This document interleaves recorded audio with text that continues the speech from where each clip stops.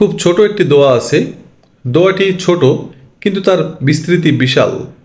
সংক্ষিপ্ত এই দোয়া ধারণ করে দুনিয়া ও আখিরাতের অনেক বিষয়।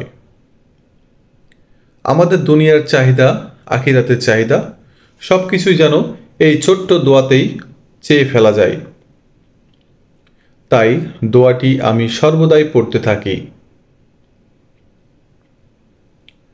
যখনই আমার দোয়া পড়ার কথা মনে আসে তখনই আমার মনে পড়ে যায় এই দোয়ার কথা। সালাতে, সিজদায়, হাঁটতে, চলতে এই দোয়া যেন আমার নিত্যসঙ্গীর মতন। আব্বাস রাদিয়াল্লাহু তাআলা আনহু একবার নবীজি সাল্লাল্লাহু আলাইহি সাল্লামের কাছে এসে বললেন, ইয়া রাসূলুল্লাহ, আমাকে একটি দোয়া শিখিয়ে দিন। নবীজি বললেন, চাচা বলুন, আল্লাহুম্মা ইন্নী আসআলুকাল আফিয়া। মানে হলো, ও আল্লাহ, আমি আপনার কাছে আফিয়া চাচ্ছি। প্রশ্ন হলো, আফিয়া অর্থ কি?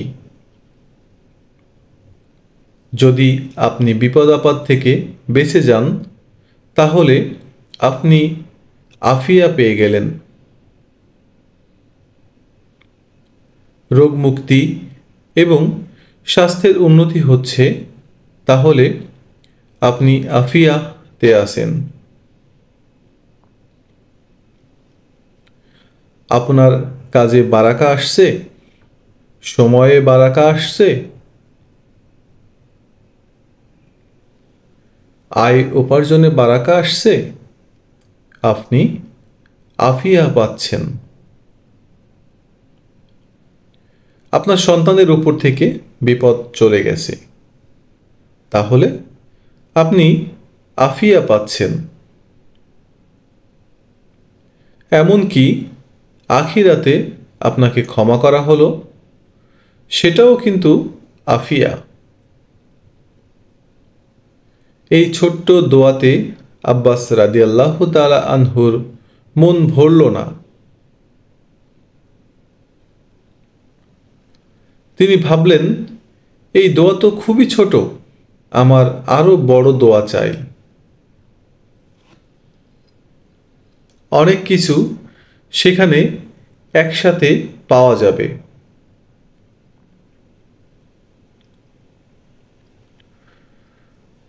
তিনি নবীজির কাছে ফিরে এসে বললেন, ইয়া রাসূলুল্লাহ, এটা তো খুবই ছোট একটি দোয়া। আসলে আমি আরো বড় দোয়া চাচ্ছিলাম। তার কথা শুনে নবীজি হাসলেন এবং বললেন, প্রিয় চাচা, আপনি আল্লাহর কাছে আফিয়া চান। আল্লাহর শপথ, এর চেয়ে ভালো আপনার জন্য আর কিছুই হতে পারে না। আল্লাহুম্মা ইন্নী আসআলুকাল আফিয়া।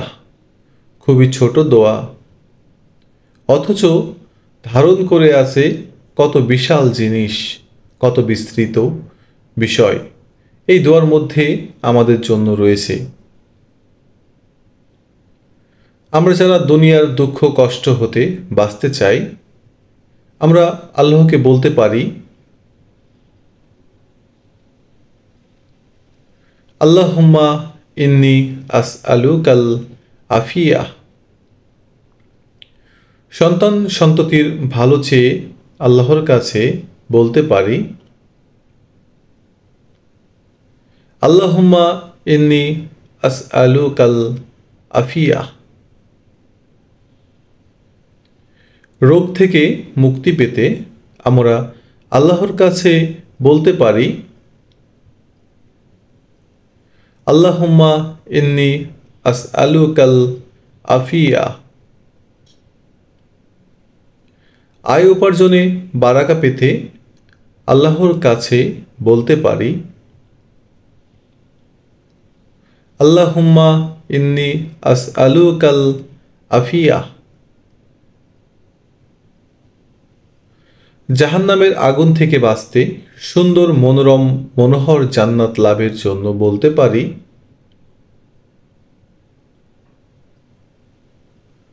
আল্লাহুম্মা ইন্নি আসআলুকাল আফিয়া।